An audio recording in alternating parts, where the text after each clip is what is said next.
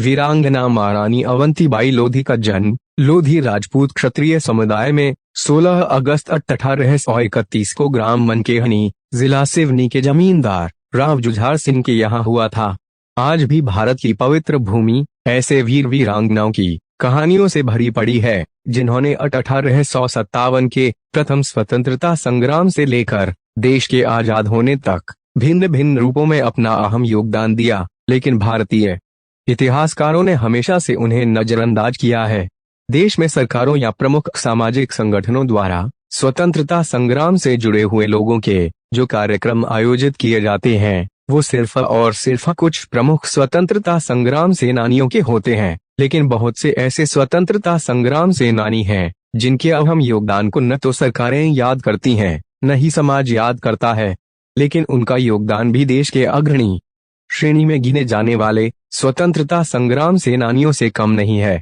ऐसी ही स्वतंत्रता संग्राम की प्रमुख सूत्रधार रही वीरांगना महारानी अवंतीबाई लोधी जी। ऐसी ही 1857 के प्रथम स्वतंत्रता संग्राम की एक वीरांगना है रानी अवंतीबाई लोधी, जिनके योगदान को हमेशा से इतिहासकारों ने कोई अहम स्थान न देकर नाइंसाफी की है। आज देश में बहुत से लोग हैं जो इनके बारे में जानते भी नहीं है, लेकिन इनका योगदान भी 1857 के स्वाधीनता संग्राम की अग्रणी नेता वीरांगना झांसी की रानी लक्ष्मीबाई से कम नहीं है। लेकिन इतिहासकारों की पिछड़ा और दलित विरोधी मानसिकता ने हमेशा से इनके बलिदान और योगदान को प्रथम स्वतंत्रता संग्राम में नजरअंदाज किया है। वीरांगना अवंतीबाई लोधी आज भी लोक काव्यों की नायिका के रूप में हमें राष्ट्र के निर्माण, शौर्य, बलिदान व देशभक्ति की प्रेरणा प्रदान कर रही हैं। हमारे देश की सरकारों ने, चाहे केंद्र की जितनी सरकारें रही हैं या राज्यों की जितनी सरकारें रही हैं, उनके द्वारा हमेशा से वीरांगना अवंतीबाई लोधी की उपेक्षा होती रही है। वीरांगना महारानी अवंतीबाई लोधी का जन्म पिछड़े वर्ग के लोधी राजपूत क्षत्रिय समुदाय में 16 अगस्त 1831 को ग्राम मनकेहनी, जिला सिवनी के जमींदार राव जुझार सिंह के यहाँ हुआ था। वीरांगना अवंतीबाई लोधी की शिक्षा दीक्षा कौम मनकेहनी ग्राम में ही हुई। अपने बचपन में ही इसका ने तलवारबाजी और घुड़सवारी करना सीख लिया था। लोग इस बालकन्या की तलवारबाजी और घुड़सवारी को देखकर आश्चर्यचकित होते थे। वीरांगना अवंतीबाई बाल्यकाल से ही बड़ी वीर और साहसी थीं। जैसे जैसे वीरांगना अवंतीबाई बड़ी होती गईं, वैसे वैसे उनकी वीरता के किस्से आसपास के क्षेत्र में फैलने लगे। पिता जुझार सिंह ने अपनी कन्या अवंतीबाई लोधी का सजातीय लोधी राजपूतों की रामगढ़ रियासत जिला मंडला के राजकुमार से करने का निश्चय किया। जुझार सिंह की इस साहसी बेटी का रिश्ता रामगढ़ के राजा लक्ष्मण सिंह ने अपने पुत्र राजकुमार विक्रमादित्य सिंह के लिए स्वीकार कर लिया। इसके बाद जुझार सिंह की ये साहसी कन्या रामगढ़ रियासत की कुलवधू बनी।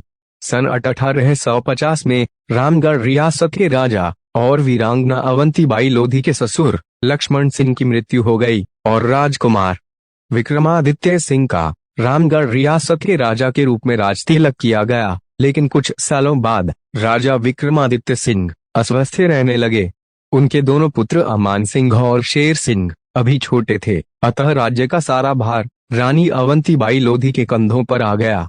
वीरांगना अवंतीबाई लोधी ने वीरांगना झांसी की रानी की तरह ही अपने पति विक्रमादित्य के अस्वस्थ होने पर ऐसी दशा में राज्य कार्य संभालकर अपनी सुयोग्यता का परिचय दिया और अंग्रेजों की चूलें हिलाकर रख दी।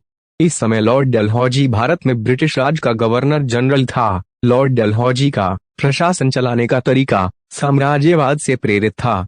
उसके काल में राज्य विस्तार का काम अपने चरम पर था।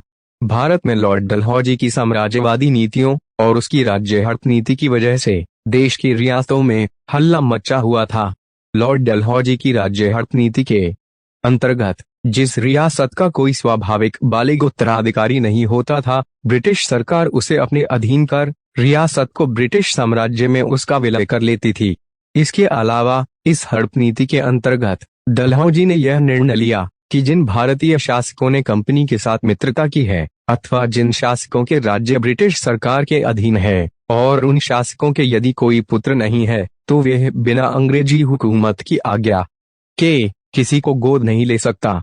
अपनी राज्य हट नीति के तहत डलहौजी, कानपुर, झांसी, नागपुर, सतारा, जैतपुर, संबलपुर, उदयपुर, करौली इत्यादि रियासतों को हड़प चुका था। रामगढ़ की इस राजनैतिक स्थिति का पता जब अंग्रेजी सरकार को लगा तो उन्होंने रामगढ़ रियासत को कोर्ट ऑफ वार्डस के अधीन कर लिया और शासन प्रबंध के लिए एक तहसीलदार को नियुक्त कर दिया। रामगढ़ के राज परिवार को पेंशन दे दी गई।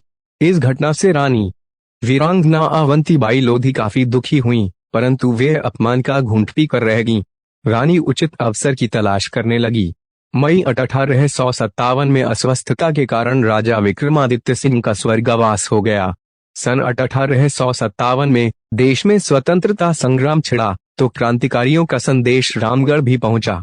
रानी तो अंग्रेजों से पहले से ही जली भुनी बैठी थीं, क्योंकि उनका राज्य भी झांसी और अन्य राज्यों की तरह कोर्ट कर लिया गया था और अंग्रेज रेजिमेंट उनके समस्त कार्यों पर निगाह रखे हुई थी। रानी ने अपनी ओर से क्रांति का संदेश देने के लिए अपने आसपास के सभी राजाओं और प्रमुख जमींदारों को चिट्ठी के साथ कांच की चूड़ियां भी भिजवाईं। उस चिट्ठी में लिखा था, देश की रक्षा करने के लिए या तो कमर कसो या चूड़ी पहनकर घर में बैठो। तुम्हें धर्म ईमान की सौगंध जो इस कागज का सही पता बैरी को दो। सभी देश भक्त राजाओं और जमींदारों ने रानी के साहस और शौर्य की बड़ी सराहना की और उनकी योजनानुसार अंग्रेजों के खिलाफ विद्रोह का झंडा खड़ा कर दिया। जगह जगह गुप्त सभाएं कर देश में सर्वत्र क्रांति की ज्वाला फैला दी। इस बीच कुछ विश्वासघाती लोगों की वजह से रानी के प्रमुख सहयोगी नेताओं को अंग्रेजों द्वारा मृत्युदंड दे दिया गया। रानी इससे काफी दुखी हुई। रानी ने अंग्रेजी शासन के विरुद्ध विद्रोह कर दिया और रानी ने अपने राज्य से कोर्ट ऑफ वार्ड्स के अधिकारियों को भगा दिया और राज्य एवं क्रांति की बागडोर अपने हाथों में ले ली। ऐसे में वीरांगना महारानी अवंतीबाई लोधी मध्य भारत की क्रांति की प्रमुख नेता के रूप में उभरी। रानी के विद्रोह की खबर जबलपुर के कमिश्नर को दी गई तो वे आग बबूला हो उठा। उसने रानी को आदेश दिया कि वे मंडला के डिप्टी कलेक्टर से भेंट कर लें। अंग्रेज पदाधिकारियों से मिलने की बजाय रानी ने युद्ध की तैयारी शुरू कर दी। उसने रामगढ़ के किले की मरम्मत कराकर उसे और मजबूत एवं सुदृढ़ बनवाया। मध्य भारत के विद्रोही नेता रानी के नेतृत्व में एकजुट होने लगे। अंग्रेज रानी और मध्य भारत के इस विद्रोह से चिंतित हो उठे। वीरांगना अवंतीबाई लोधी ने अपने साथियों के सहयोग से हमला बोलकर घुघरी, रामनगर, बिछिया इत्यादि क्षेत्रों से अंग्रेजी राज का सफाया कर दिया। इसके पश्चात रानी ने मंडला पर आक्रमण करने का निर्णय लिया। इस युद्ध में वीरांगना अवंतीबाई लोधी की मजबूत क्रांतिकारी सेना और अंग्रेजी सेना में जोरदार मुठभेड़ें हुई। इस युद्ध में अंग्रेजों को धूल चटा दी गई। मंडला का डिप्टी कमिश्नर वाडिंगटन लंबे समय से रानी से अपने अपमान का बदला लेने को आतुर था और वे हर हाल में अपनी पराजय का बदला चुकाना चाहता था। इसके बाद वाडिंगटन ने अपनी सेना को पुनर्गठित कर रामगढ़ के किले पर हमला बोल दिया, जिसमें रीवा नरेश की सेना भी अंग्रेजों का साथ दे रही थी। रानी अवंतीबाई की सेना अंग्रेजों की सेना के मुकाबले कमजोर थी, लेकिन फिर भी वीर सैनिकों ने साहसी वीरांगना अवंतीबाई लोधी के नेतृत्व में अंग्रेजी सेना का जमकर मुकाबला किया। लेकिन ब्रिटिश सेना संख्या बल एवं युद्ध सामग्री की तुलना में रानी की सेना से कई गुना बलशाली थी। अतः स्थिति को भांपते हुए रानी ने किले के बाहर निकलकर देवहरगढ़ की पहाड़ियों की तरफ प्रस्थान किया। रानी के रामगढ़ छोड़ देने के बाद अंग्रेजी सेना ने रामगढ़ के किले बुरी तरह ध्वस्त कर दिया और खूब लूटपाट की। इसके बाद अंग्रेजी सेना रानी का पता लगाती हुई देवहरगढ़ की पहाड़ियों के निकट पहुंची। यहाँ पर रानी ने अपने सैनिकों के साथ पहले से ही मोर्चा जमा रखा था। अंग्रेजों ने रानी के पास आत्मसमर्पण का संदेश भिजवाया, लेकिन रानी ने संदेश को अस्वीकार करते हुए संदेश भिजवाया कि लड़ते लड़ते बेशक मरना पड़े, लेकिन अंग्रेजों के भार से दबूंगी नहीं। इसके बाद वाडिंगटन ने चारों तरफ से रानी की सेना पर धावा बोला। कई दिनों तक रानी की सेना और अंग्रेजी सेना में युद्ध चलता रहा, जिसमें रीवा नरेश की सेना अंग्रेजों का पहले से ही साथ दे रही थी। रानी की सेना बेशक थोड़ी सी थी, लेकिन युद्ध में अंग्रेजी सेना की चूलें हिला के रख दी थी। इस युद्ध में रानी की सेना के कई सैनिक हताहत हुए और रानी को खुद बाएं हाथ में गोली लगी और बंदूक छूटकर गिर गई। अपने आप को चारों ओर से घिरता देख वीरांगना अवंतीबाई लोधी ने रानी दुर्गावती का अनुकरण करते हुए अपने अंगरक्षक से तलवार छीनकर स्वयं